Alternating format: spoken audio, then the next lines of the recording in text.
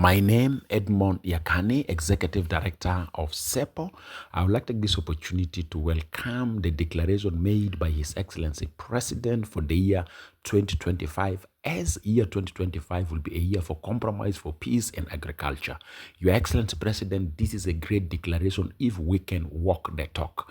We have seen similar declaration like this from you, but unfortunately, your subordinates failed to walk the talk. We hope that this declaration you can sanction in the Council of Ministers to be adopted as a working policy, and this will be translated into an action. Therefore, as a civil society, we want to raise the following concerns for making the declaration workable and for making the declaration implementable for the best interest of our citizens.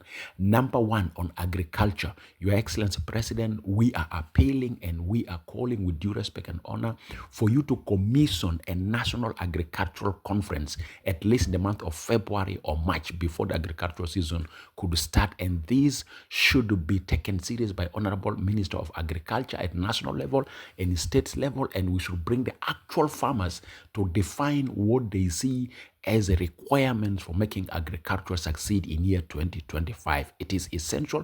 Your Excellency President, we are appealing to you and we hope that you will respond to this effectively by ensuring National Agricultural Conference is commissioned in either months of February or March. Number two, on political peace. We feel there's a need for compromises to be embraced in the next round of Tumaini initiative, both by the government and the opposition. Tumaini will fail simply when politicians embrace the culture of rigidity and intolerance and indiscipline and immaturity engagement around the Tumaini mediation. We are appealing to both government and the opposition in Nairobi to make essential compromises for the best interest of the citizen, not their interest, which is much more centered on either clicking to power or paving a way to power. Your access to power through peace mediation does not benefit us. We want to make sure that in Tumaini, you commit yourself to make essential compromises. With regard to the transition of the country under the spirit of our access, we are appealing to the presidency that at least by October 2025, all the requirements for creating a good enough condition for holding election in December 2026 are met. And these are: one, unification of forces, operationalization of the judiciary reform, operationalization of the transitional justice legislations.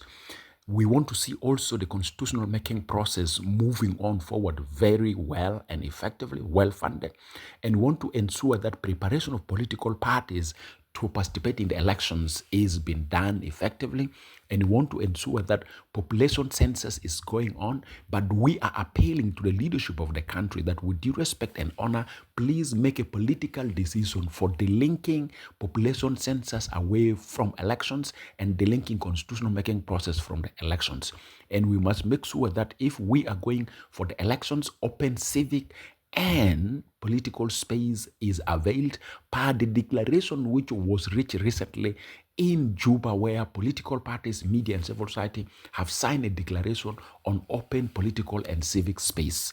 We would like to appeal to Your Excellency President that it is essential also for the Council of Ministers to adopt a practical plan on how to clear the salary arrears of the civil servants and how to maintain a regular payment of the civil servants' salaries. Finally, Your Excellency President, we have been observing Nimule border post on translation of your directives to the Honorable Minister of Finance, where you say the country have money from the non-oil revenue sources, but you need to see a central or single account for remittance of those revenue. As we speak per now, Your Excellency President, we have not yet seen a remittance of our revenue from the non-oil revenue to a single account in Nimule border post. We are appealing to Your Excellency, follow these directives closely, and if it is possible, let the Minister of Finance justify to the Council of Ministers where is the single account and how the single account is being operationalized, because we are worried that still we're losing money from our non-oil revenues to pockets of individuals, and these have created a hindrance for regular payment of civil servant salaries. So we are appealing to Excellency President, take up this seriously. Finally, we are taking also responsibility as a civil society to roll out a national campaign for holding election in December 2026, and we hope that this campaign will never be interfered with and we should not face any restriction. But we are also calling upon Your Excellency President, establish for us the institutions for the transitional justice so that we engage on matters of reconciliation and healing. Finally, we want to see a national agricultural conference commissioned within the month of February or March before the agricultural season could start. Thank you very much.